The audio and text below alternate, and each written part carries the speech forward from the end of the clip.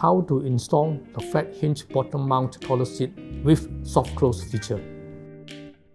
Accessories: flat hinge bottom mount toilet seat with soft close features, 2 pieces of screws, 2 pieces of washers, 2 pieces of nuts.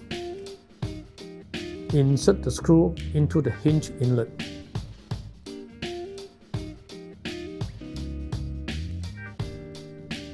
The screws can be adjusted 3 ways accordingly to align with the length of the WC seat cover.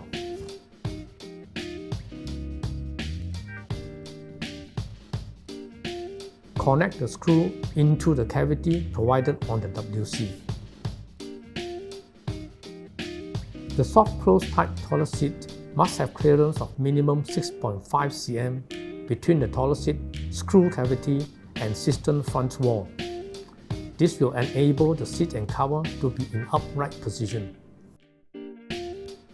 Insert the washer into the screw followed by the nut and tightened.